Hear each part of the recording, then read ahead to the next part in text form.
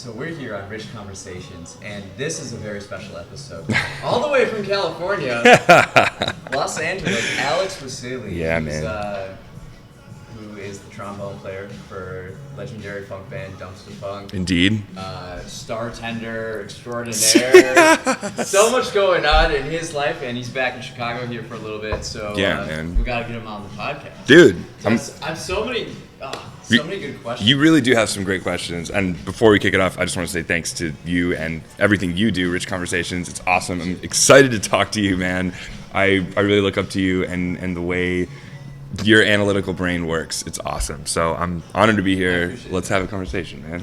So actually, the first question I have, I gave Alex the Sox mug. Yeah, dude. The last time I went to a Sox game, Alex, he keeps score of the games. I do. Yeah. So I have a score book, like a semi-pro, I guess you could call it. I don't know. It's like $30. But one of my favorite things to do on the road, if we get a day off, if we're in a major city, especially during the summer or fall, is go catch a game. So I've been to a bunch of different parks, and it's fun. I keep score. It's like a memory thing, because then, during the pandemic when I'm feeling blue or whatever, pick up the scorebook and look at, oh, hey, there's that game I went to with Rich and Sammy where we were shouting at the third base coach or whatever. But, you get like all these memories and all these times and places. It's sort of like a weird sports journal. But yeah, I do keep score. And go Sox. Yeah, Sox are great right now. What stadiums have you not been to? Most of the ones in Florida I have not been to. I haven't been to the Marlins or the Rays. But and I haven't been to the Angels yet, and I live in Los Angeles, but I got to go to that one. But I've been to most of the ones out west: Mariners, Giants, A's, Diamondbacks, Rockies, and then most of them up in the Northeast. Been to Camden Yards, all those ones up there. But yeah, it's pretty fun. Normally, if we have a day off, if I'm not like out teaching a lesson or doing a master class, or whatever, it's like get the guys and go get like $3 seats, and hang out in a ballpark, man. That's great. I gave a general intro, but what are all the things that you're up to? I'm sure, yeah. Dress the camera here, right? Yeah, I'm a professional trombone player. I'm fortunate to say that I am able to travel the world playing music. I play with a band called Dumpstaphunk from New Orleans. I just hit my 5-year anniversary with them, which is just nuts. Feels like yesterday. But I do that primarily, and then any kind of studio production I do as well, any kind of recording. That's one thing Los Angeles is really good for, studio hangs. But yeah, so anything related to trombone, I do that. And then I do 10 bar.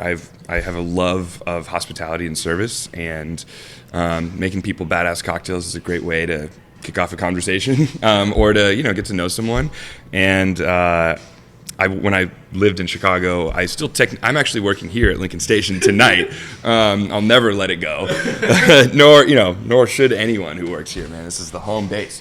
But I worked all around town. I worked in Boys Town. I worked in River North, and I really developed a strong love of tasty drinks. And so now, during the pandemic, I started a company called Very Good Cocktails, where we teach people how to make drinks at home. We do in-person and virtual classes, and I developed a syrup that we sell through Very Good Cocktails. That's like a one and done, any spirit plus the syrup, and it's an old-fashioned instantly. So also really good in non-alcoholic situations as well. Yeah. But I do that, and then hang out with my friends. Yeah. But yeah, both of those things take up most of my time. So you've been in Chicago for how long? I lived in Chicago for 10 years. 10 years. What was your experience like? Well, if you were to characterize the city in your experience. Oh, sure. I would call Chicago a really friendly place to do some growing up. It's a small town in its own right. You know what I mean? Like you see someone on the street you'll recognize just walking down. It's not uncommon. There are millions of people here, obviously, but it's not like Tokyo or anything. So it's a small town with a really rich community of hard-working people. There's nothing like the Midwestern work ethic, dude, I swear. I don't know what it is, but everywhere I go, people in Chicago are just working and living the great life. Just like in the Uber here, like patios are full of people like loving life. It's like, oh yeah, it's summertime Chicago, man. It's like how we do here. Yeah. But yeah, I went to DePaul and I learned how to be an artist within a small community. But like, how do I describe it? I don't know. It's a safe, friendly place where you can grow up, you know, and it's relatively affordable, which is amazing as well. Yeah. So, what would you say your proudest moment is in Chicago? Proudest moment?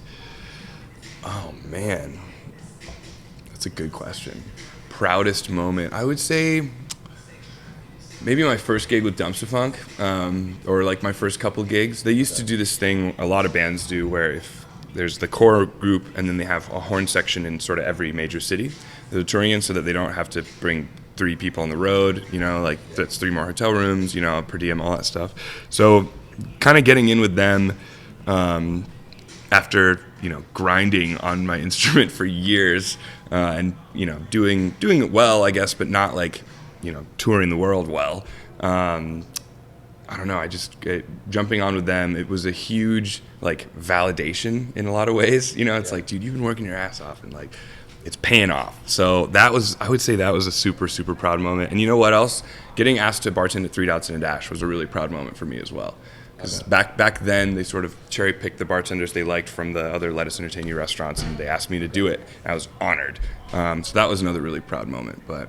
It's tough. I'm full of proud moments, man. You know, I'm proud of myself. Okay, so I picked up this this idea, or this, I don't know what it is, but I first heard it from Wasily, and I've talked about it with other people, other musicians are aware about it. But there's this like three things to do to be successful as a musician, but I think it can be applied to anything in life. Okay. Can you go over these like 3 things? I think I have a sort of maybe a different way of saying it, but you said it was talent. What is it? Perseverance or something? Like, cause like talent, being professional. Sure. And just being a good hang. Yeah. Well, okay, those 3 are extremely, extremely important. I have this thing, I've sort of whittled it down. It's called CPR now is what I call it. Okay. It's called, now it's yeah, it's like a thing, right? Okay. But it stands for command, perform, and respect. And all of what you just said can fall under those 3 umbrellas. When I'm with a student or whatever, you know, I'll say, okay, which part of what you just played, like, what was the performance part of that, you know? And we'll break it down and talk about it. But command means being in charge of whatever situation you're in, you know, whether it be behind the horn, whether it be behind the bar, of knowing your craft well enough to confidently showcase it to people, you know, like being able to write, you know, or like being able to take notes from an editor, like having command of the situation that you're in and understanding the art is command. The perform is when that's when you take what you know and you share it with the world. So doing that in the most efficient way possible, with the most charisma that you can possibly, you know, every part of yourself you're giving. You're not just performing for other people, you're performing for yourself. And the way I see it is, if I can take you out of your lame day for 10 minutes, that's all I want, you know, then I have done my job. So that's the perform part. And then the respect is kind of the biggest umbrella, where what are you, if you're not respecting yourself and the art or the people who recorded the music or the people who literally put the microphones together when the Rolling Stones record, you know, like there are so many people you're respecting when you are an artist. And that, like I said, the biggest umbrella, it could be respecting your teacher who you might not talk to anymore, but like you are a product of their education, you know, so there's so many levels that it crosses. But yeah, and you know, respect, professionalism falls under that, you know, being able to show up on time, dress properly. I mean, I could talk about it all day, dude. I literally give master classes on this. But yeah, and the master class is really, it's less of a trombone thing and it's more of a like, where are you at in your artist's career, like right now? You know, do you know why you're doing what you're doing? You know, the tough questions. But I'm constantly asking myself these questions, and I feel like it can only help. You know, having a vision of what you want to do is just, if you don't have, as I say, if you don't got shit to say, then what are you doing? Yeah. You know, broad answer to your question. I love it. So now, so you've been grinding in Chicago. You get this opportunity, and now it brought you to LA, and you live in LA. Yes. What's LA like? Man, when I first moved there, it was difficult for me. I think, I was so used to getting the top calls in Chicago and playing with the best people, and then I kind of, for some reason, I thought I was at the bottom of the totem pole upon moving to a new city, or that I needed to adopt that kind of mentality, which is just not true at all. I don't think, I have a gig, I'm already leagues ahead if we're measuring in, comparing. We try not to ever do that. But I thought that I needed to do a bunch of the bullshit, that I needed to, go off on social media all the time and, be like, oh, LA musician, all that. And it's like, there's a lot of that vapid stuff out there, of course, but there are some really talented musicians and people out there who are working their asses off. It's a little different. I'd say the biggest difference is that out there, and one of the reasons I'm there is out there, if you're in the studio, you really never know who could walk in at any given moment. I work at a bar, recording studio, hotel, and Slash was there the other day with Sting doing a photo shoot, and I don't expect to play with those artists or perform with those artists, but say they sit down at the bar with me, I make them a drink, we get to talking, we have a good time, they say, yo, come up to my house after this. That stuff, I would say, happens. It definitely happens in Chicago, no question. But I think the odds of getting picked up or having some sort of major break are a little bit higher out there, for sure. And it is. It's weird. It's really weird. And a lot of it, like I said, is bogus and doesn't matter, But those kinds of connections, people to people, he's kind of got to be physically present for some of them, So what are the people like out there? What's the vibe? Yeah, well, it's really laid back. Stuff. Autumn, my girlfriend, calls it the city that sleeps, which is really funny. So there's not really a late night scene. It's definitely, stuff kind of closes down at midnight, 1. Obviously, there are the warehouse parties if you want to go to those till whatever hours. But for the most part, it's my whole lifestyle has kind of shifted. I used to be nocturnal, dude. I know that. Yeah. I used to wake up at 3 p.m. or whatever and go to bed at whatever hour. But out there, man, I'm waking up at 8. We keep the windows open year round. I have a patio. I cook a lot, mostly because I can't afford to go out because food and drink is so expensive out there.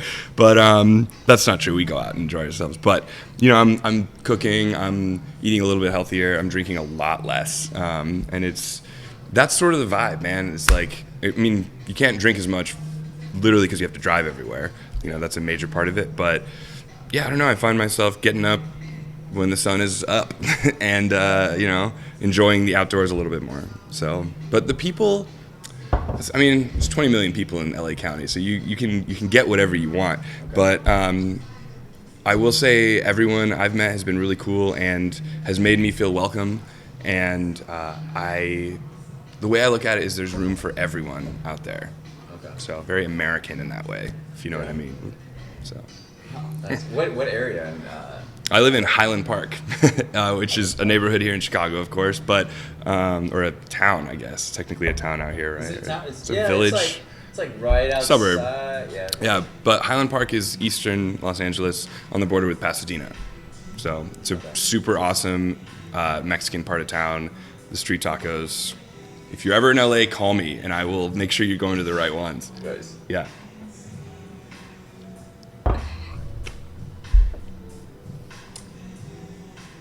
So COVID kind of put the kibosh on touring. Yeah. So, what was it like touring the world before that? Before, dude, it's everything you dream of, right? As a musician, or me, every people play music for different reasons, but for me, a major thing I wanted to do was to travel and perform and meet all sorts of new people and experience new cultures and all of that. So, Dumpstaphunk, we played pretty internationally in 2019. We went to Australia twice.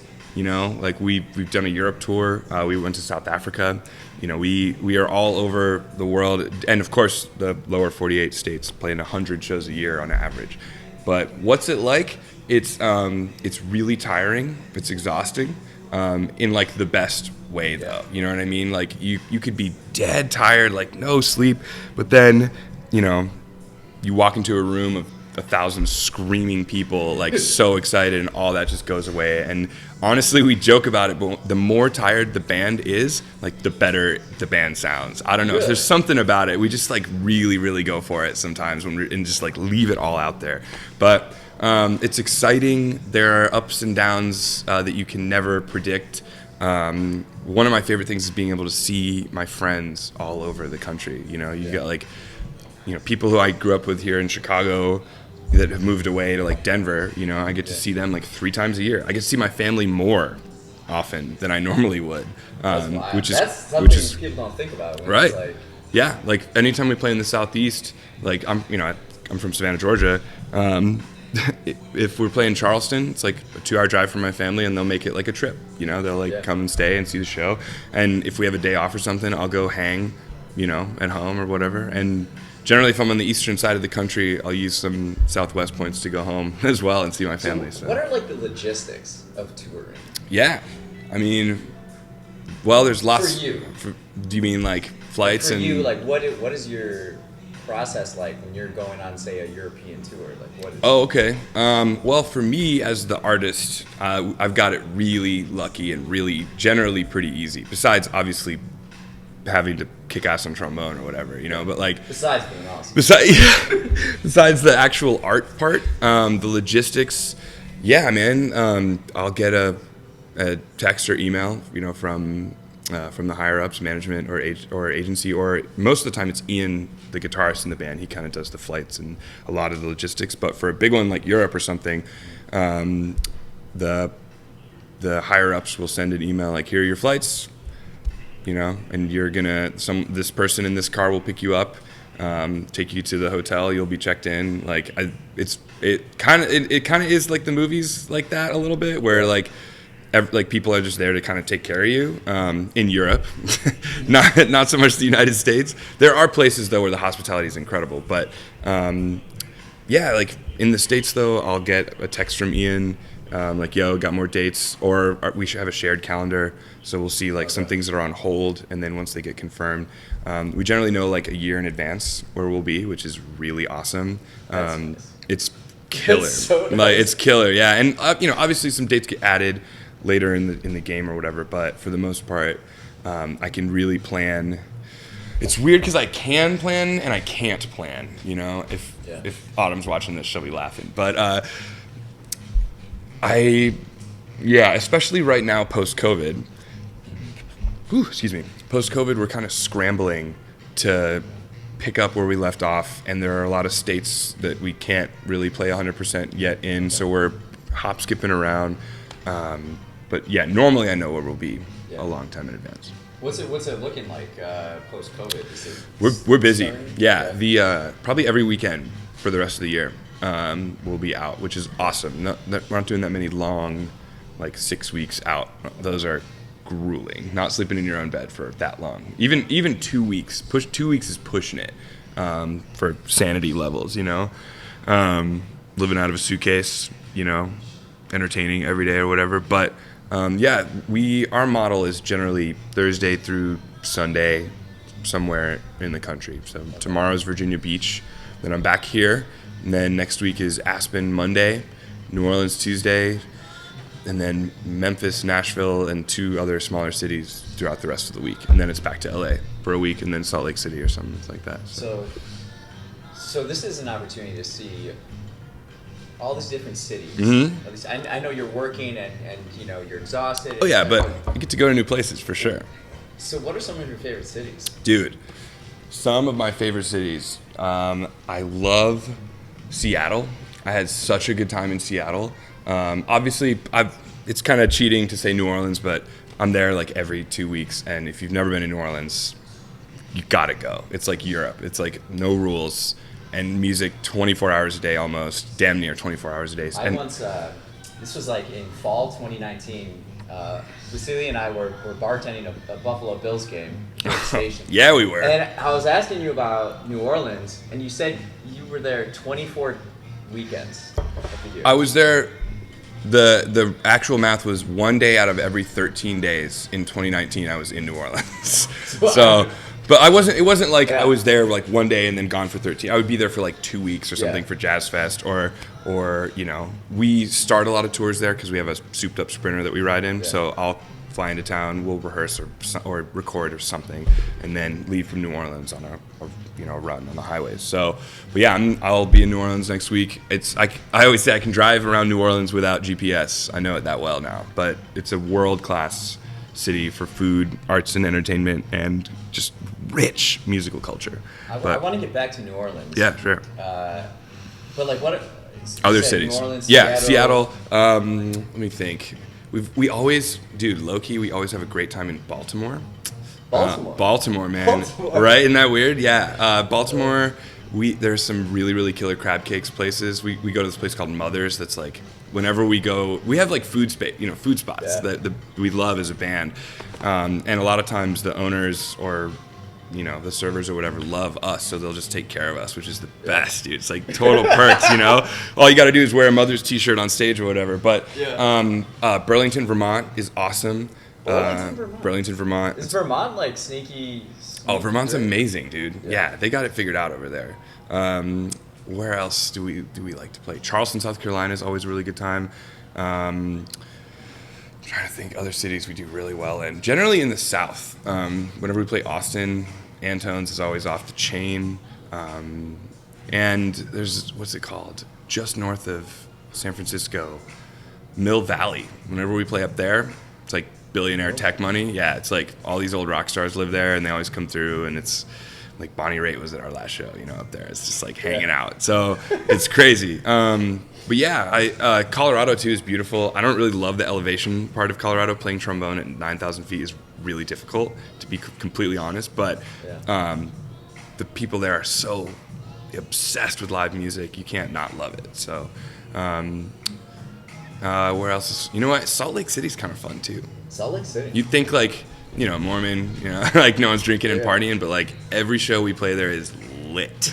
People are like partying. So yeah, man, we get to go all over. What about outside the States? Outside the States, I mean, man, when I played in Brazil with members of the band. It was a different project, but dude, people ask like, if you could live anywhere, where would it be? And my instant response is always Sao Paulo, Brazil, dude. Sao Paulo, Brazil is off the chain. Why is that? What's it like? Well, like, imagine a culture so deeply rooted in enjoying your life and having a good time. It does a wreck for the economy, obviously, but like, they love music, man. There's music everywhere. They love food. They're out until like we were there and it was like 5 a.m. We've been like hanging all night, and this guy's like, "Are you ready to go out?" I'm like, "Dog, we've been out for like 12 hours." And they're like, "No, it's time for a crazy party, It's like, what? And I don't even mean like, drinking or any of that stuff. I just mean like every night there's music somewhere and every club is packed and people are just like being social. It's a very extroverted place. I'm a serious extrovert. So I don't know, I just really gelled with it well. And it's massive. Like, you feel lost there in a really cool way. So if you ever get the chance to go. And then Australia is really cool too. What's Australia like? Man, they love Americans and they love American musicians. When I always say this, and I mean no disrespect to other cultures when it comes to music and whatnot, but there are some things Americans do really well, and one of those things is music, live music. In Europe, they kind of treat us like aliens. They're like, how are you able to do what you're doing? And we're all like, I don't know, man. We just like, this is our stuff, And I would say there's like a good 10 to 12 year. I'm not speaking for all of Europe, of course, but like they're a good 10 to 12 years behind in terms of sort of innovating new sounds and music and whatnot. There are some cats in London, obviously, there are people who are next level in the jazz scene, of course, but for pop and stuff, it's really coming from the States. So when you leave, all those people in Europe, Australia, Asia, popular music in America is popular music around the world, you know? So they will wait around for the Americans to come tour, you know, and there's like 2 shows in their whole country. Imagine if like your favorite artist is from France and they always hang out in France, and then they're like, hey, we're coming to America, we're playing New York and LA.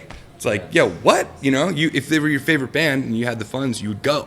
So these people travel for miles to these huge festivals and like love it. They like live for it. It'd be like it's, you know, the 1 p.m. stage or whatever at a fest is generally not that packed. Oh, dude, over there, Really? packed. Yeah. So Australia's cool though, man. They were super friendly and like, you know, everyone's beautiful. And like, you know, the trees look crazy and the animals look crazy. Everything just looks totally different. So, but it's a really cool place. Yeah, Australia is more and more on my radar. Some of my favorite bands are from Australia. Oh yeah? Who are some of your favorite bands? I like Tame Impala. Yeah, of course. Miami Horror. I don't know that band. Yeah. I'll have to check it out. I'm thinking about planning a trip in April to go see them in Berlin. Dude, Germany. you should do that. That would be I feel sick. like now I'm like, I try to set moments for myself and then work towards it like a sprint, That's awesome. and that would be a cool thing to do. That's definitely something that would be something awesome to look forward to. That's Right? for sure. Yeah, 'Cause then man. I feel like having something that far out, it just motivates you to Totally. be prepared and do what you can. until Exactly. the moment. There are times I wish I still had that feeling. Obviously, for the really big shows, like we're opening for Dave Matthews at the Gorge in September, and that's going to be insane. That's like 40,000 people, and like it's going to be sold out. It's like the first tour they're back. So like those really big ones, you really look forward to. But then, you know, tomorrow in Virginia Beach, very well may catch me off guard, and it might be really, really fun. So you never know. Being But in the moment. yes, Just, appreciate it. definitely being present is, yeah, super important as an artist. So something I'm fascinated by is airports. I just love airports. Me too. I feel like everything is intentional. It's designed intentional, and whether this looks a certain way or that, and what they're selling, and you know, their showcase, their souvenir shops, everything is like kind of a stereotype or a representation of that city or that area. Certainly. You have been to a lot of airports. I've been to like all of them.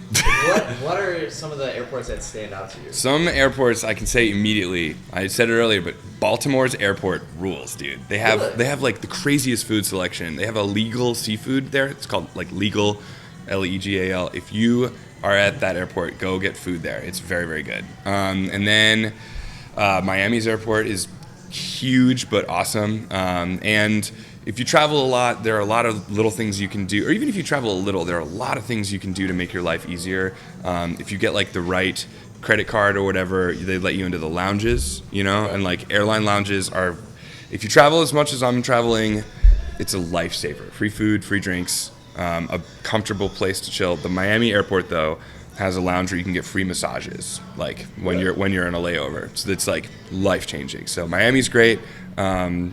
Honestly, I just landed at Midway the other day, and they finally finished building it, and it looks awesome. Have you been there recently? No, I haven't been there since 2013. Dude, it's like a nice, like world-class looking airport now. So, Midway. and yeah, they have like Billy Goat in there. Yeah, they have like some Chicago stuff. Nice. But yeah, Baltimore's great. Miami's great. Burbank is like the secret hack to Los Angeles. It's like an airstrip with like 4 or 5 gates, and there's the security line is like never more than 8 minutes, even when it's busy.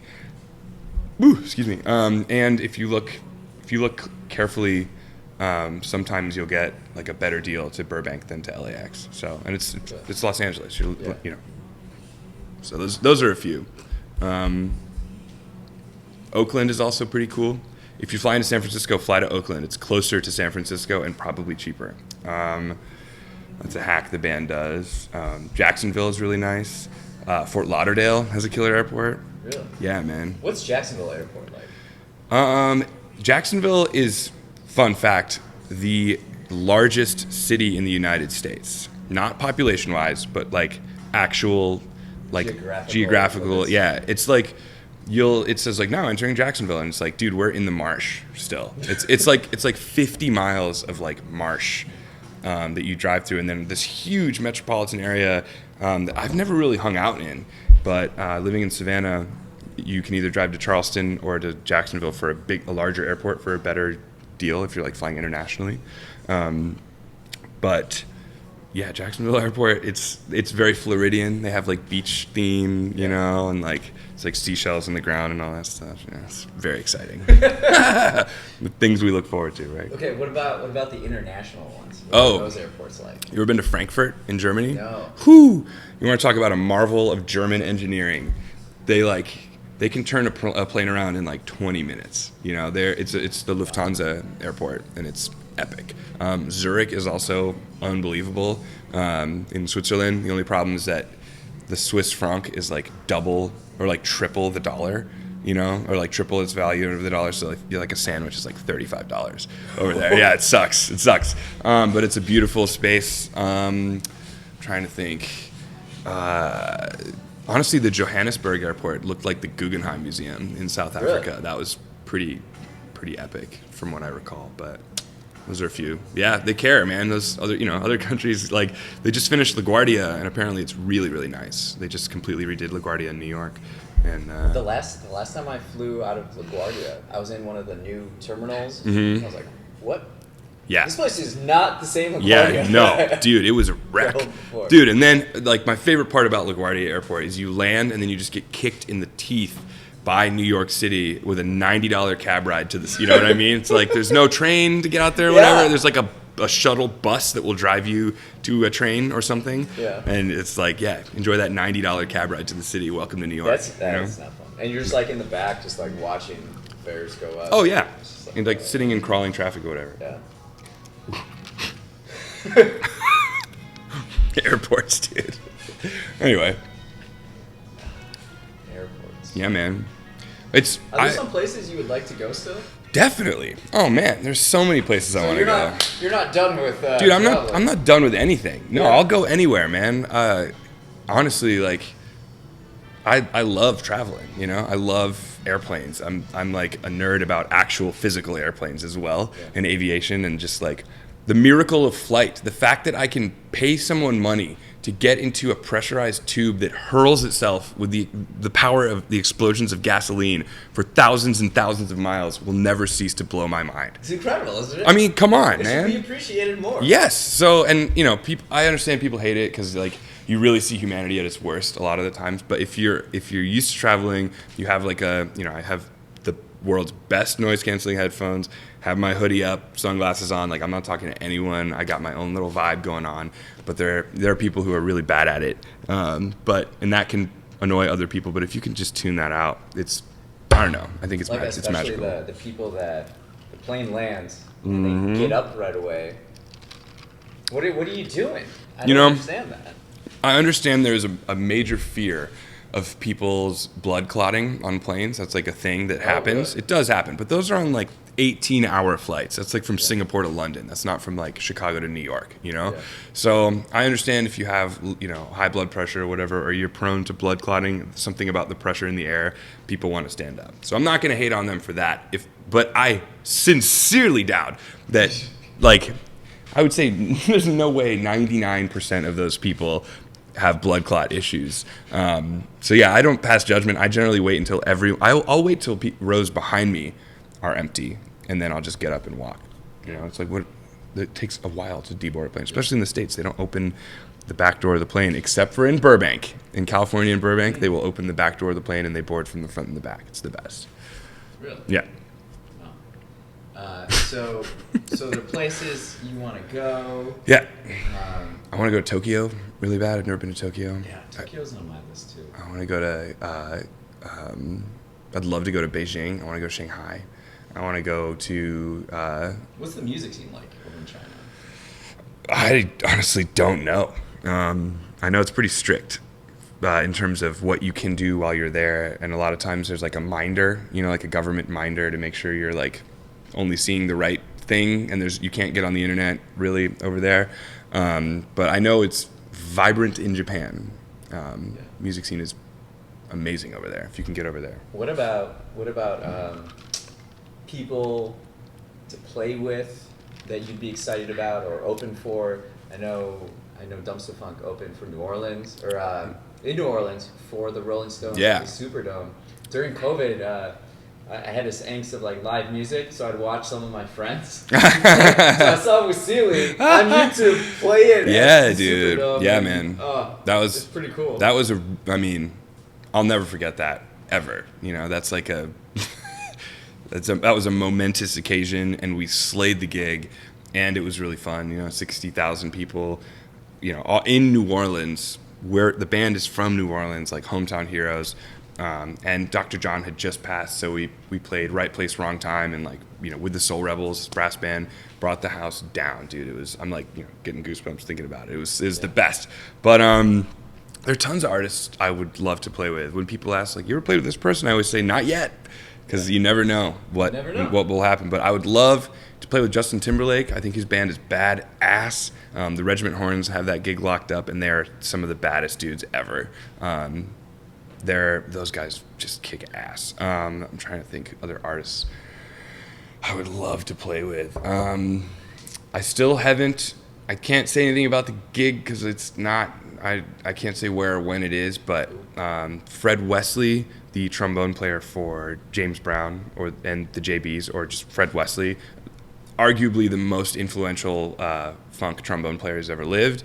Still alive, still plays. I haven't met him. We've been slated to open for him twice, and I think he like bailed both times, either because of illness or he just was tired or something. But every time I've been so excited to play next to Fred, and I think I get to do it in November. So I'm really excited for that. But I don't know, man. You know, I want to play with cool people. I don't care the fame level. You know, if you're a dope person making really great music and truly having a great time, I want to play with you. So yeah, That's awesome. Yeah, man. I know that Dumpstaphunk has such a deep relationship with the city of New Orleans. Mm-hmm. How meaningful is it to you to be a part of that and kind of feel like a part of the city in that way? I was just talking about this the other day with a friend and mentor.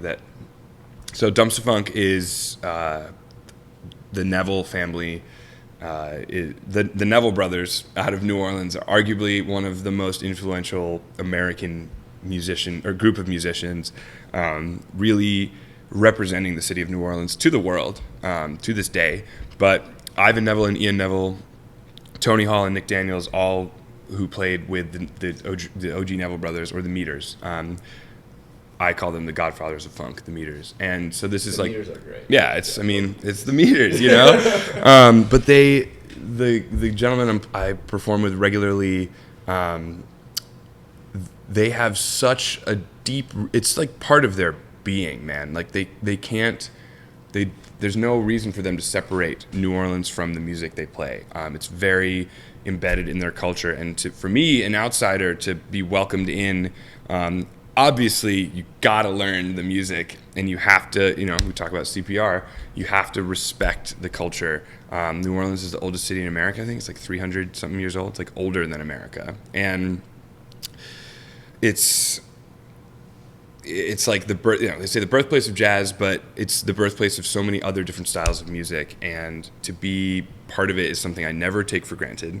The fact that local musicians in New Orleans, know me and recognize me not as like some punk who just comes in and is trying to appropriate their culture. It means a lot, and it's a heavy weight that I carry with extreme pride. In New Orleans, man, if you're messing up on stage, they will tell you. They will absolutely be like, bro, what? No, what are you doing? Like, there's just, to put it frankly, there's no bullshit. Which I really, really love. If I'm messing up, tell me, man. And like, I'll, spend the time learning it the right way. They, like any city dealing with a boom in tourism or interest or, gentrification and all that, there are people that go down there and think they can just play this style of music on the street, and tourists don't know the difference until you go to these legendary venues and you that have been there for like 100 or 200 years or whatever, that are open 24 hours a day, until you see the OGs doing it. Like,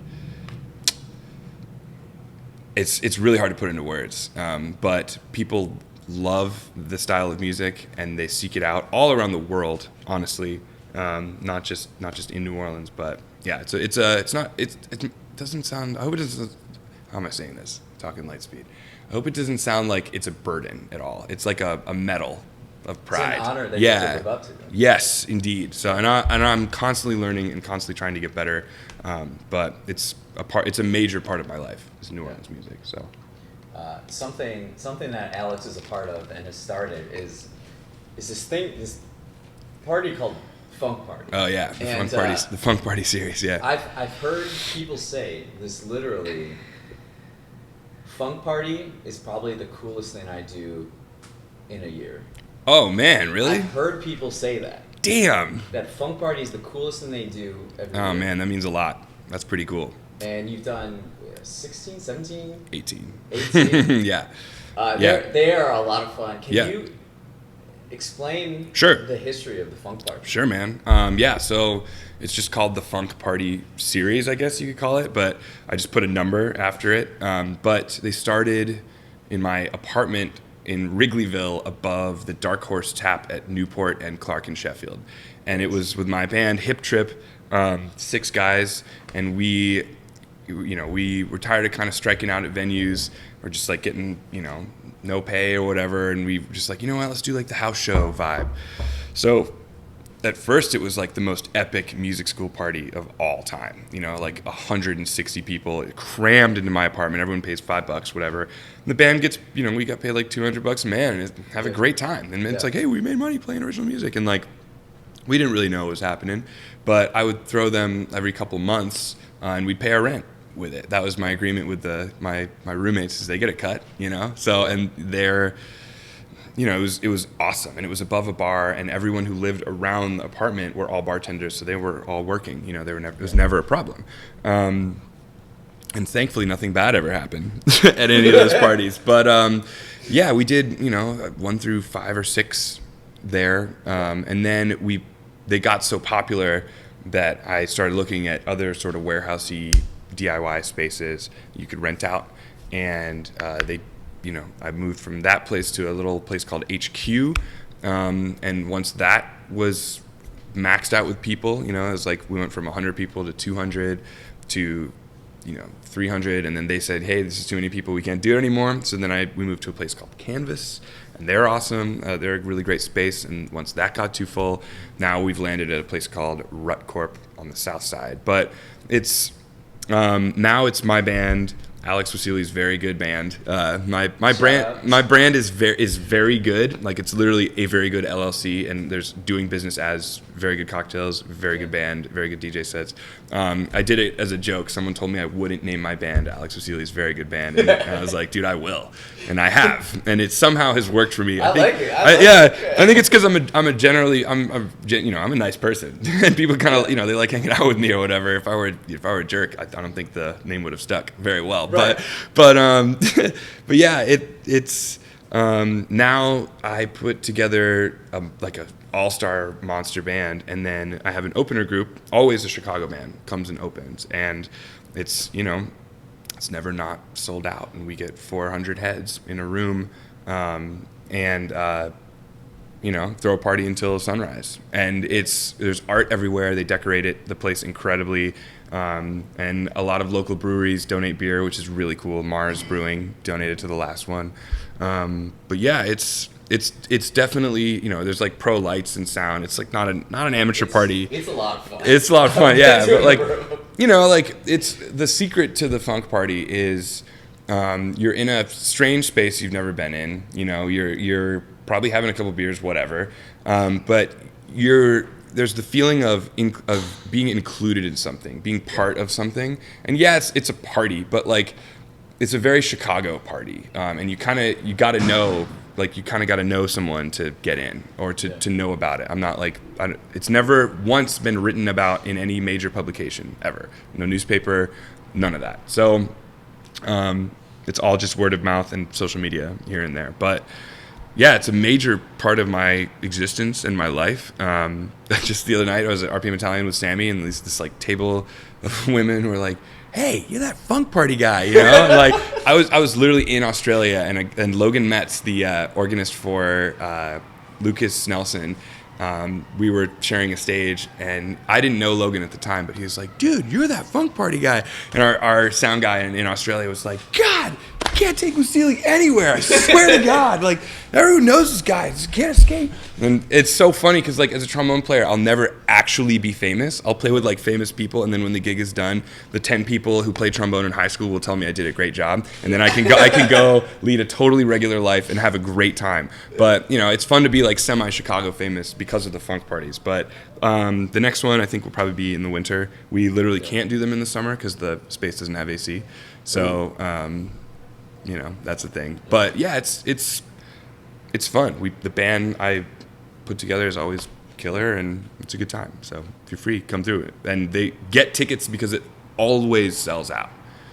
Do it. So yeah. The last question I have for you, Alex is, of all the words that I can think of in the English vocabulary, generous is the one that I think of most when I think of Wasily. He's such a generous person. Like, thanks, dude. What does generosity mean to you? Well, as an artist, or like, okay, well, I'll start with as an artist. As if you are an artist, it doesn't matter what you're doing. You know, that covers so many bounds. Writing, music, theater, dance, art, whatever. You are sharing a major part. If you're doing it right, in my opinion, you're sharing a major part of yourself with people. You're giving them a part of you. And yeah, people pay money, whatever. But like, money aside, when you see me perform, I like to think I'm a consummate performer. I am 100% in the game, and I'm giving myself to you to, like, you know, like I said, pull you out of a bad day if you had a bad day, or make you smile, or make you dance, or, like, you know, give you the confidence to go talk to a chick across the room. You know what I mean? But we're make you feel something. Exactly, make you feel something. Yeah. I couldn't have said it better myself. That's so perfect. But that, I think, translates to, like, that love I have of hospitality to cocktails, whatever. Cocktails, art, you know, being a musician, it in order to be a successful one, you have to love sharing it with people and giving it to people. And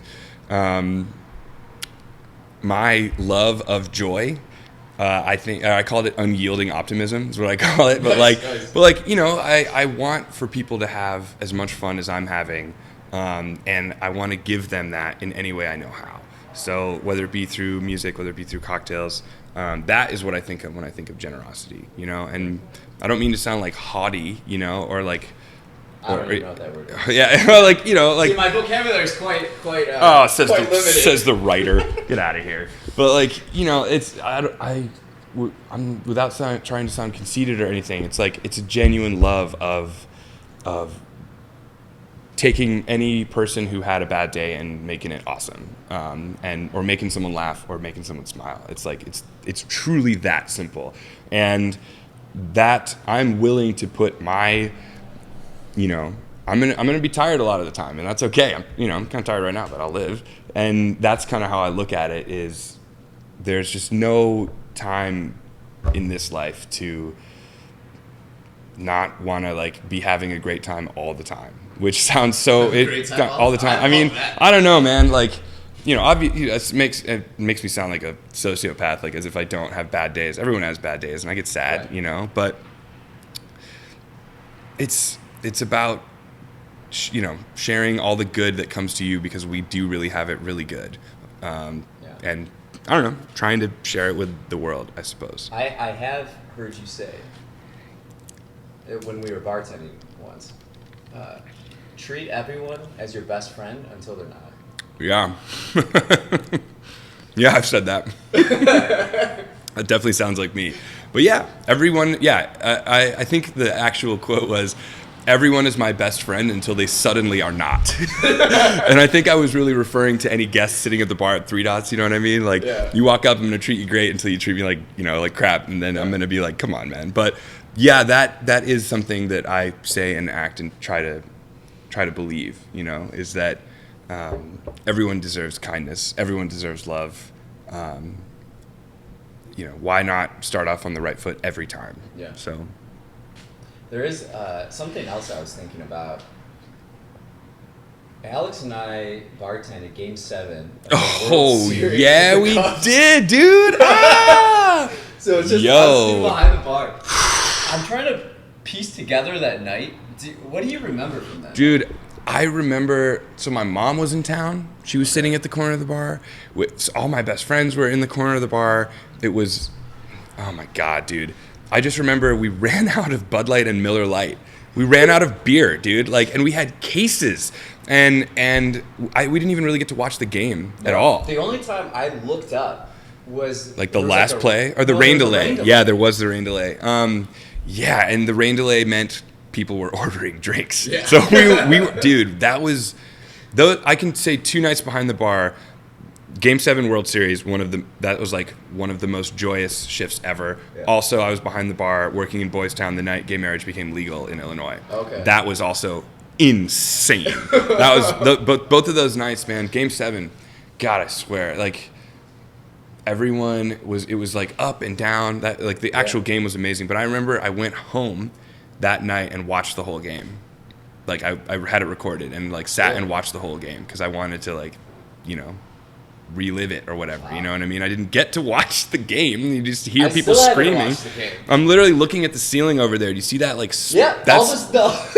It's because, what is it? Sammy jumped behind the bar and started spraying people with Sprite with the soda gun. He meant to press soda. He meant to press soda. He meant to press like water and press Sprite and was like spraying everyone with Sprite. People were just throwing beers. It was absolutely mental. If you ever come into Lincoln Station here, look at the ceiling.